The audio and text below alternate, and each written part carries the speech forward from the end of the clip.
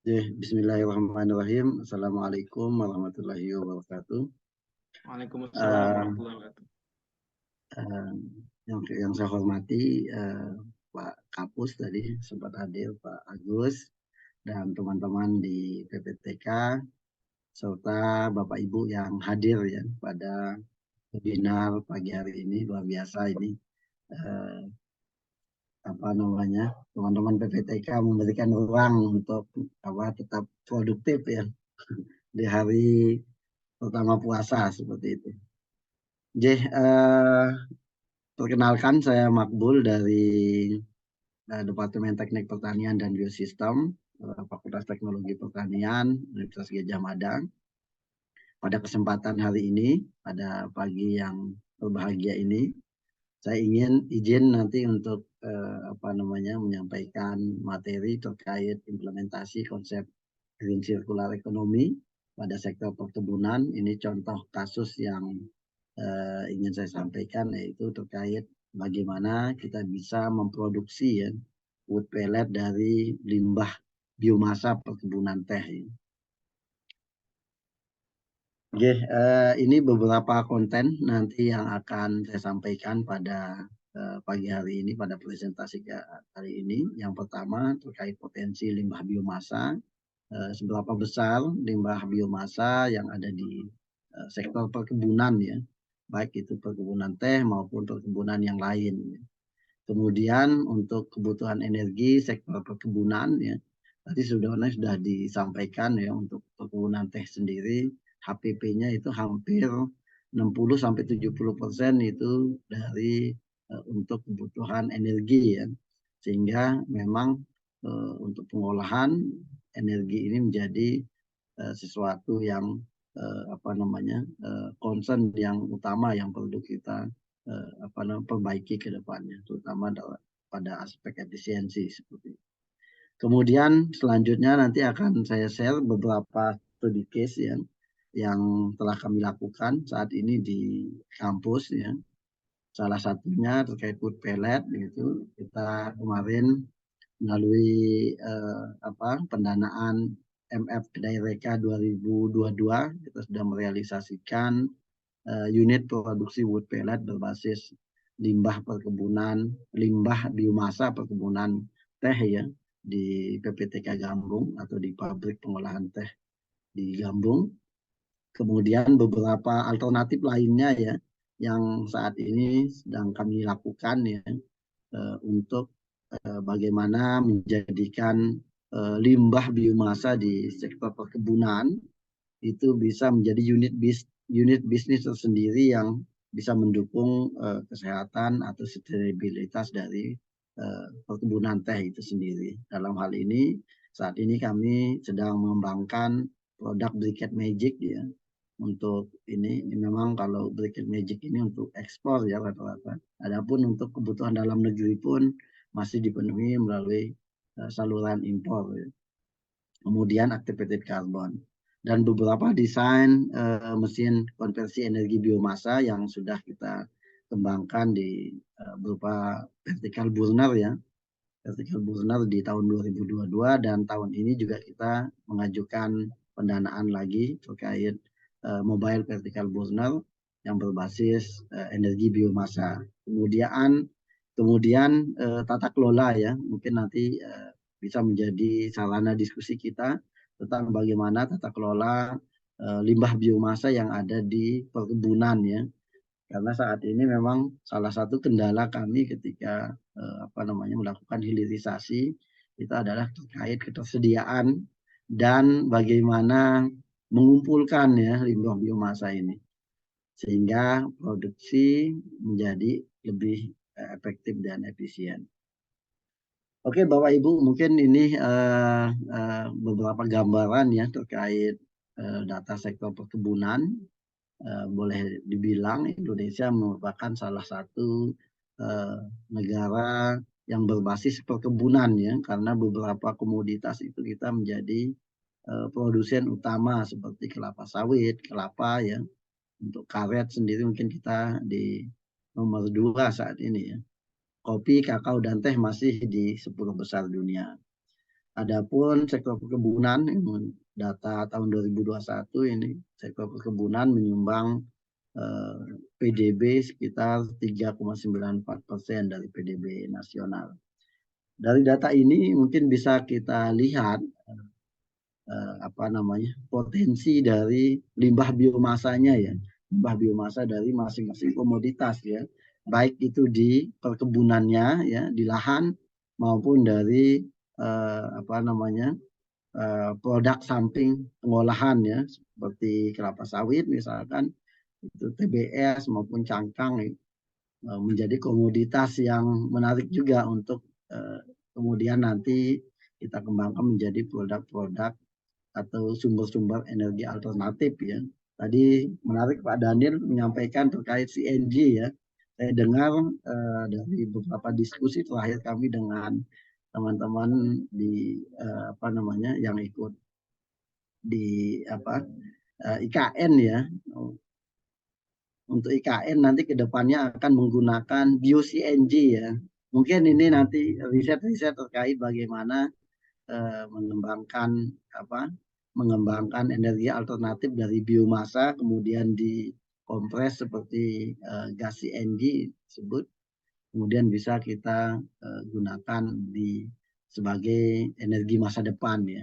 Ini beritanya untuk IKN akan menggunakan bio-CNG atau energi terbarukan, fully energi terbarukan.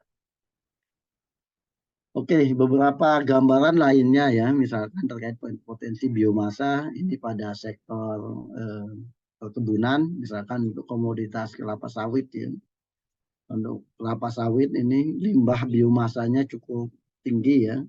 Misalkan potensinya kalau berdasarkan rilis dari BPD PKS ya, itu sekitar untuk cangkangnya sendiri sekitar 9 juta ton ya per tahunnya. Kemudian untuk mesocarp fiber sekitar 20 juta ton dan tandahan kosong sekitar 31 juta ton. Ya. Namun memang saat ini teman-teman yang ada di sawit, saya kira sudah sudah banyak ya yang memanfaatkan limbah-limbah ini, terutama untuk sebagai sumber energi, misalkan untuk membangkit listrik ya, berbasis biogas, kemudian untuk pupuk dan lain sebagainya. Tetapi masih terbuka ya, saya kira masih terbuka lebar untuk kedepannya pemanfaatan atau alternatif solusi pemanfaatan limbah ini bisa dikembangkan menjadi untuk unit bisnis tersendiri ya untuk sektor perkebunan. Kemudian untuk limbah lainnya yang menarik saat ini hampir menjadi rebutan ya, misalkan di sini kemarin kita mendampingi salah satu industri di bidang yang memproduksi briket dan briket magic ya. Salah satunya adalah permasalahan dan kesulitan yang mendapatkan bahan baku untuk produk mereka, misalkan seperti cangkang atau batok kelapa ya, disebut batok kelapa ini untuk briket maupun briket magic itu di Jawa sepertinya sudah mulai ini ya, persaingannya cukup ketat ya, sehingga harus mendatangkan dari luar pulau seperti itu.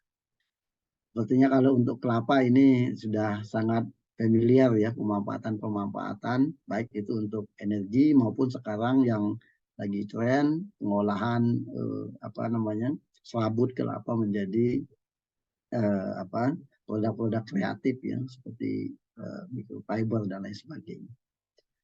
Dan ini untuk perkebunan sendiri ini yang menjadi dasar kami di tahun lalu untuk mengembangkan unit produksi wood pellet ya untuk menyediakan energi terbarukan ya di pabrik pengolahan teh di PPTK Grambung seperti itu. Misalkan potensinya untuk pohon pelindung sendiri seperti silver oak itu sekitar 6 sampai 8 ton ya per hektarnya per tahunnya. Kemudian untuk pangkasan teh sendiri yang ini mungkin rutin dilakukan ya sekitar 18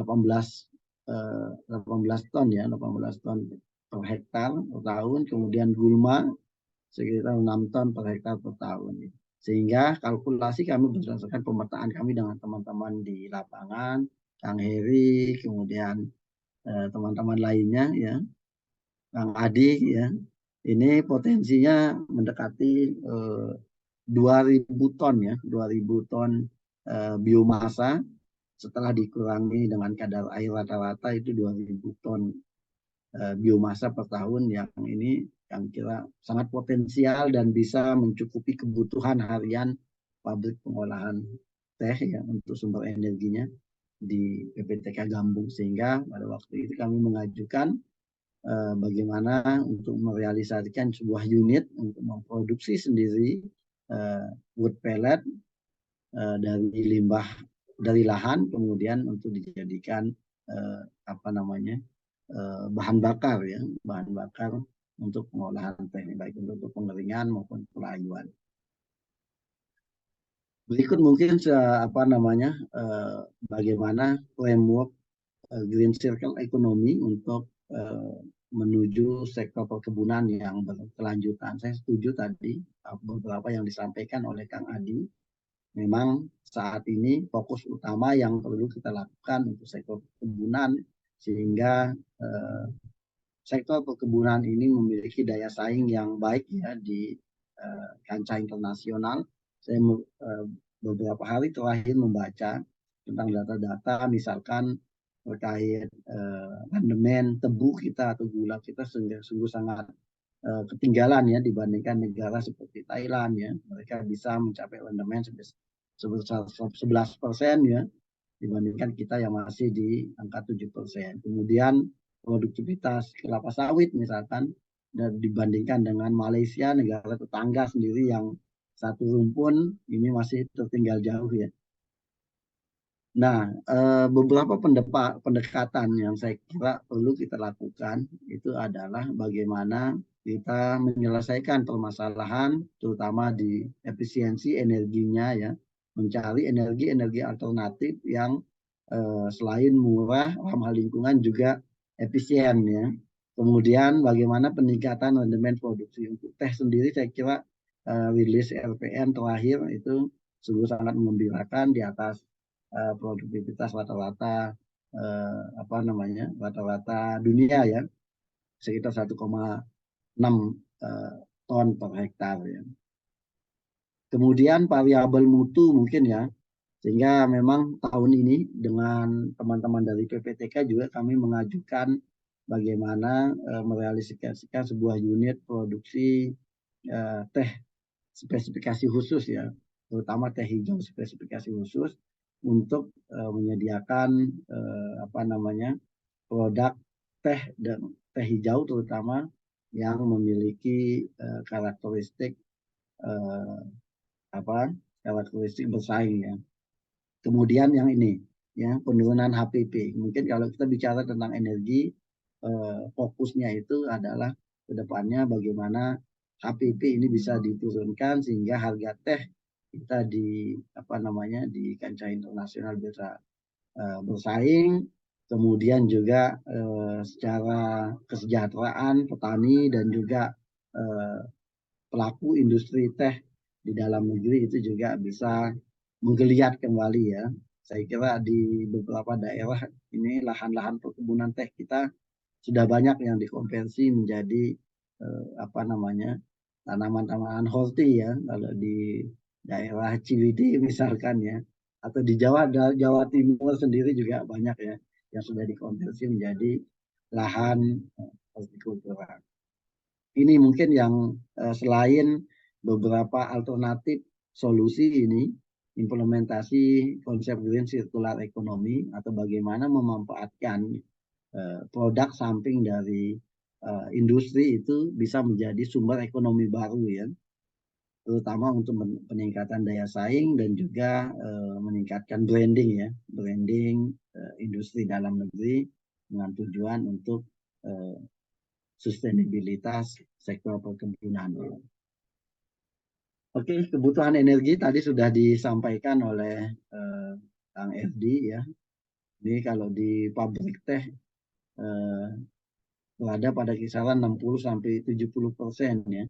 Sehingga kalau teman-teman BPD PKS juga ya, kami pernah berdiskusi itu juga fokus utamanya selain untuk pengembangan varian produk itu juga terkait bagaimana melakukan efisiensi atau peningkatan efisiensi pada aspek energinya ya. Sehingga fokus kami di kampus di bidang energi itu adalah bagaimana mengembangkan teknologi konversi energi biomasa maupun mencari sumber-sumber energi alternatif yang terbarukan yang lain. Oke, ini case study penerapan green circular economy untuk di case study-nya di PPTK Gambung sendiri tahun 2022. Kolaborasi antara UGM dan PPTK melalui program Kedai Reka ini bersyukur sekali dengan adanya program ini. Kita mengembangkan unit produksi wood pellet dari limbah biomasa perkebunan sebagai sumber energi alternatif terbarukan. Ya. Tahun lalu ini unitnya ya di PPTK unitnya beberapa mesin, di situ ada mesin pengering, kemudian mesin pencacah, kemudian mesin mixer, kemudian alat cetak. Kemudian juga kami mengembangkan mesin vertical burner di mana dengan sistem sirkulasi udaranya ya. Ini dari percobaan yang kami lakukan ya. Ini bisa mengurangi setidaknya emisi sebesar 20% dibandingkan penggunaan burner standar atau yang ada di PPTK. Selain itu juga kalau dibandingkan dengan harga wood pellet dari luar itu sekitar 2.000 rupiah atau sampai 2.300 mungkin ya, 2.300 rupiah per kilogramnya, dengan produksi wood pellet dari limbah perkebunan teh dari lahan itu bisa kita tekan sampai di angka 1.300 sampai 1.500 rupiah per kilogramnya. Memang tantangannya ini bagaimana manajemen pengelolaannya ya, bagaimana memindahkan limbah-limbah yang ada di lahan ke pabrik sehingga produksi dari wood pellet berbasis limbah biomasa ini bisa berkesinambungan ya, bisa diproduksi setiap harinya. Untuk dari sisi mutunya sendiri ini kalau kita bandingkan dengan SNI sudah masuk ya. Kalau SNI untuk wood pellet dari biomasa itu di angka 4.000 tergantung mutunya ya. Kalau grade 3 itu 4.000, kemudian grade 2 di angka 4.200 kalau nggak salah ya. Dan grade 3, grade 1-nya di angka 4.300. Ini hasil pemetaan kami dari beberapa macam ya limbah biomasa di perkebunan, dari pohon penaung, kemudian pangkasan teh sampai ke sampai ke limbah pengolahannya ya. Namun kalau limbah pengolahan memang sangat terbatas ya. Mungkin dari bubuk sapuan saja di sini yang bisa kita manfaatkan untuk untuk produksi atau bahan campuran dari wood pellet itu sendiri. Dari sisi kualitas tadi berkisar di angka 4.200 sampai 4.400 ya. Pangkasan teh ini mampu menghasilkan nilai kalori sebesar 4.400 kalori per gramnya. Kemudian ini yang sedang kami mungkin nanti sebagai gambaran ya di teman-teman di PPTK ini beberapa sebenarnya ini kerjasama dengan salah satu industri di Jogja yang mendapatkan investasi dari Timur Tengah terkait produksi wood briquette magic ya dari limbah biomasa.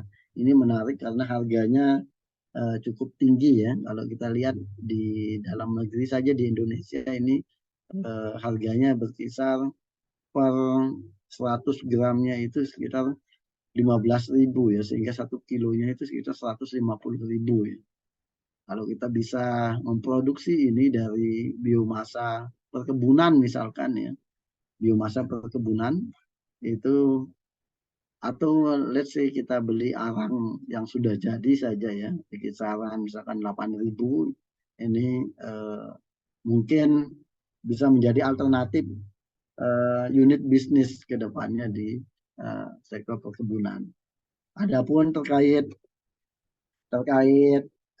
apa terkait briquette magic itu sendiri adalah briquette yang memiliki beberapa kelebihan dibandingkan dengan briquette biasa pada umumnya, seperti misalkan quick light gitu ya, kecepatan lambatan, kemudian kecepatan penyalaan, kemudian minim asap ya, dari bau. Ini beberapa variabel yang menarik dan unik dimiliki oleh briquette ini. Banyak seperti untuk membakar buhur ya atau dupa di Timur Tengah untuk pengharum ruangan seperti itu. Dan ini yang sedang kita kerjakan saat ini di kampus ya, produksi briquette magic dari beberapa limbah biomasa.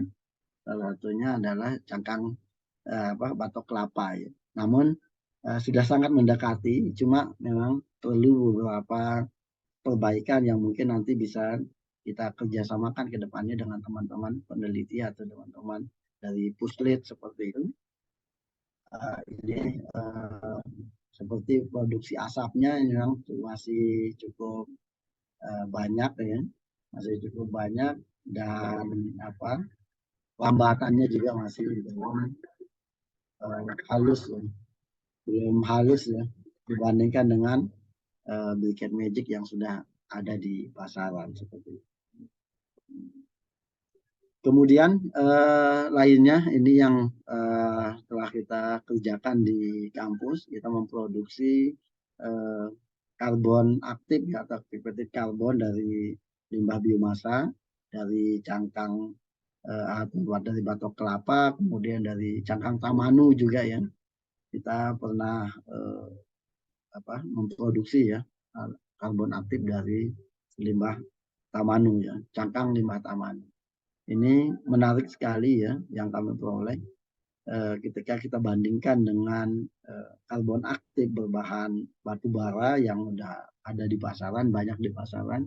Ternyata dari sisi luas permukaan yang menjadi salah satu parameter ya, biasa kadang-kadang menggunakan daya serap iodin atau luas permukaan, ini hanya konversi saja.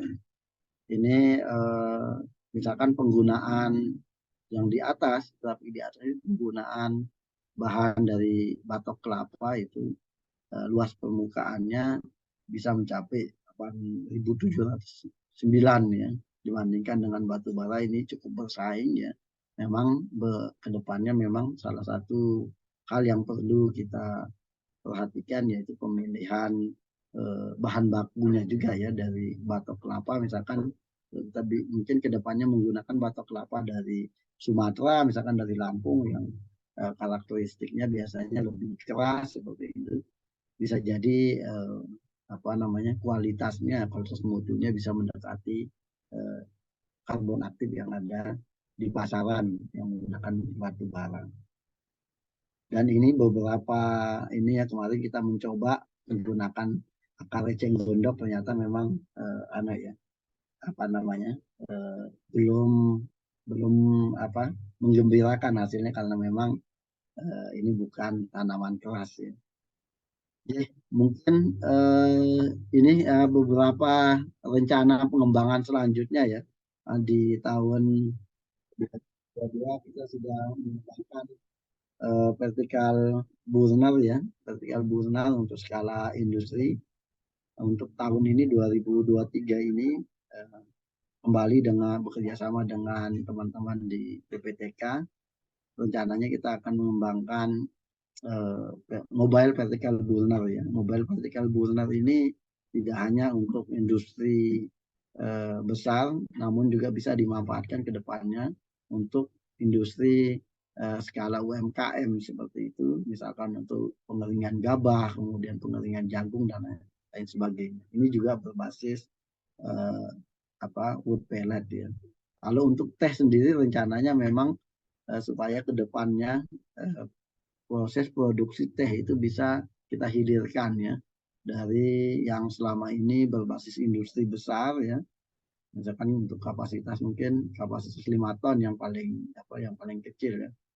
Tapi ke depannya kita harapkan teman-teman dari kelompok tani atau UMKM yang bergerak pada produksi teh spesifikasi khusus bisa memproduksi teh ya dari hasil petik mereka, tentu saja dengan perbaikan manajemen petik menggunakan nantinya eh, mesin konversi energi menggunakan vertikal mobile eh, burner ini berbasis biomasa.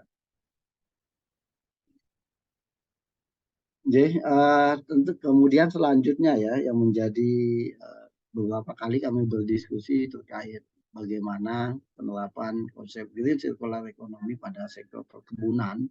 Salah satu kendala yang selalu muncul itu adalah bagaimana logistical handlingnya atau bagaimana mendistribusikan dari titik-titik supplier ke pusat pengolahan ini selalu menjadi tantangan. Mungkin ke depannya kita perlu membangun sebuah sistem informasi logistik misalkan ini kalau yang digambar ini sebenarnya salah satu proyek yang sedang kami lakukan bekerjasama dengan Puskral GM terkait sistem informasi logistik pangan.